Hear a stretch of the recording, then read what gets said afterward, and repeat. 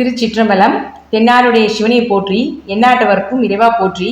அனைவருக்கும் வணக்கம். நாம் இன்னைக்கு பார்க்கக்கூடிய பதிவு என்னன்னு பார்த்தீங்கன்னா, ஜூலை மாத பலன்களை பற்றி தான் பார்க்க போகிறோம். அதற்கு முன்னாடி நம்மளுடைய சேனலை சப்ஸ்கிரைப் பண்ணிக்கோங்க. பெல் பட்டனில் ஆல் அப்படின்னு சொல்லக்கூடிய பட்டனை கிளிக் பண்ணிக்கோங்க. அப்போ தான் நம்ம போடக்கூடிய அனைத்து பதிவுகளுமே உங்களுக்கு உடனுக்குடன் வந்துகிட்டே இருக்கும். இந்த மாதம் ரொம்ப சிறப்பான மாதமாக இருக்குது. குருவும் செவ்வாயும் சேர போகிறாங்க. குருவும் செவ்வாயும் சேர்ந்தால் குரு மங்கள யோகம் அப்படிங்கிறது உண்டு.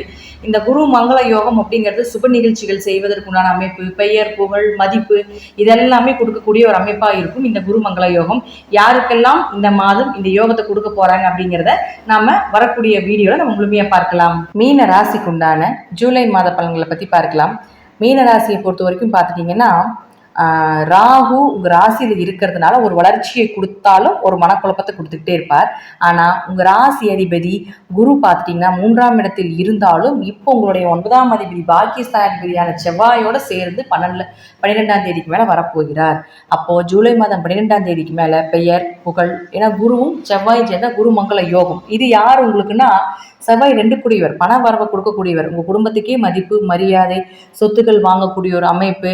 அதே போல் பெயர், புகழ், எங்கே போனாலும் ஒரு தலை குனிஞ்சு நின்றுட்டு இருந்தீங்கனாலும் கூட தலை நிமிர்ந்து வாழக்கூடிய ஒரு அமைப்பை நிச்சயமாக இந்த செவ்வாயும் குருவும் சேர்ந்து இந்த மாதம் உங்களுக்கு ஏற்படுத்தி கொடுப்பார். அதுவும் 12ஆம் தேதிக்கு மேலே.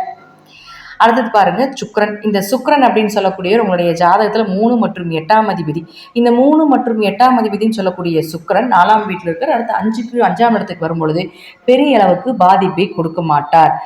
திடீர் யோகங்கள், அதே போல முயற்சிகள் கைகூடி வர்றது, திடீர் பண வரவு இதெல்லாமே ஏற்படுத்தி கொடுப்பார். ஆனால் உங்கள் குழந்தைக்கு கொஞ்சம் மருத்துவ செலவுகளை கொடுப்பார். அதில் கொஞ்சம் கவனமாக இருந்து பார்த்து கொள்ள வேண்டும். அடுத்து 4 மற்றும் 7ஆம் அதிபதினு சொல்லக்கூடிய புதன் உங்கள் ஜாதகத்தில் இப்போ 5ஆம் வீட்டில் இருக்கார். 19ஆம் தேதிக்கு மேலே 6ஆம் வீட்டுக்கு வரார். 4, 7 கூடையவர், அதாவது 19ஆம் தேதிக்குள்ள நீங்க திருமணம் சார்ந்த விஷயங்கள், பொண்ணு தேடுறது, மாப்பிள்ளை தேடுறது, வரன்கள் அமைத்துக் கொள்வது இதெல்லாமே ஒரு 19ஆம் தேதிக்குள்ள வச்சுக்கோங்க. 19ஆம் தேதிக்கு மேல நீங்க அதை வச்சுக்கிட்டீங்கன்னா அப்ப வரக்கூடிய வரன்கள் எல்லாமே உங்களுக்கு எதிர்பார்க்காத வரனாகத்தான் இருக்கும் அப்படிங்கிற அமைப்பு உண்டு. அதாவது 4ஆம் அதிபதி அப்படின்னு சொல்லக்கூடியவர் உங்களுடைய வண்டி வாகனங்கள், உங்களுடைய ஆரோக்கியத்தையும் சொல்றதுனால கொஞ்சம் அந்த மாதிரி விஷயத்திலே கொஞ்சம் கவனமா இருங்க. அதுல ஏதாவது ஒரு விஷயத்துல ஏமாற்றப்பட வேண்டிய ஒரு சூழ்நிலைகள் வரலாம் அப்படிங்கிறது உண்மை. அடுத்தது சூரியன். இந்த சூரியன் அப்படின்னு சொல்லக்கூடியவர் யாருன்னு பார்த்துட்டீங்கன்னா, உங்க ஜாதகத்துக்கு 6 கூடியவர். அவர் 4ஆம் வீட்டில் இருக்கார் 14ஆம் தேதி வரைக்கும். அதற்கப்புறம் பார்த்தீங்கன்னா 5ஆம் வீட்டுக்கு கடகத்துக்கு வந்துடுவார்.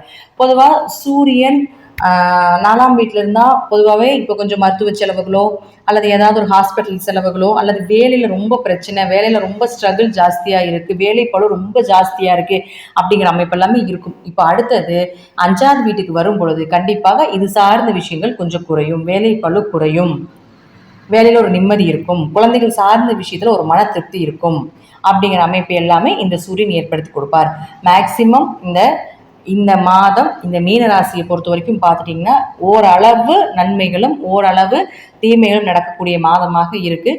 பொதுவாக உங்களுடைய லக்னாதிபதியோட செவ்வாய் சேர்றதால கொஞ்சம் கோபம், கொஞ்சம் பிடிவாத குணங்கள் இதெல்லாமே இந்த மாதம் கொஞ்சம் அதிகமாகும் 12ஆம் தேதிக்கு மேலே. ஆனால் யோகங்கள் உண்டு. பூர்வீக சொத்துக்களோ அப்பா மூலமாகவும் ஏதாவது ஒரு உதவிகள் கிடைப்பதற்குண்டான வாய்ப்பையும் ஏற்படுத்தி கொடுப்பார். மற்றபடி பாருங்கள், எல்லா கிரகங்களும் 4, 5, 6க்கு போயிடுச்சு. 5ஆம் இடம் நல்லா இருக்கிறதுனால ஓரளவுக்கு பேலன்ஸ் பண்ணிக்கலாம். ஆனாலும் உங்களுக்கு 6ஆம் இடத்துல கிரகங்கள் வர்றதுனாலையும் 4ஆம் இடத்துல கிரகங்கள் வர்றதுனாலையும் பெரிய அளவுக்கு நன்மைகளை இந்த மாதம் எதிர்பார்க்க வேண்டாம். நன்மைகள் அப்படின்னு சொல்றது கொடுக்கல் வாங்கல், இன்னொருத்தரை நம்புறது, புதிய முயற்சி செய்யறது, புதுசாக ஏதாவது இன்வெஸ்ட்மெண்ட் பண்ணுறது, இந்த மாதிரி எல்லாமே பண்ணாமல் இருந்தாலே மிகப்பெரிய யோகத்தை இந்த மாதம் நீங்கள் அடையலாம் அப்படிங்கிறதா முற்றிலும் உண்மை. தசாபுத்திப்படி நான் சொல்லக்கூடிய கருத்துக்கள் சிறிது மாறுபடலாம். நன்றி. இன்னும் ஒரு நல்ல பதிவில் சந்திக்கலாம். திருச்சிற்றம்பலம், தில்லையம்பலம், ஸ்ரீ நரசிம்மர் திருவடிகளே சரணம். கடவுள் அருள் டிவியை பார்த்தமைக்க நன்றிகள். மேலும் இது போன்ற தகவல்களை தெரிந்து கொள்ள கடவுள் அருள் டிவியை சப்ஸ்கிரைப் செய்யுங்கள். மறக்காமல் பெல் ஐக்கானை கிளிக் செய்யுங்கள்.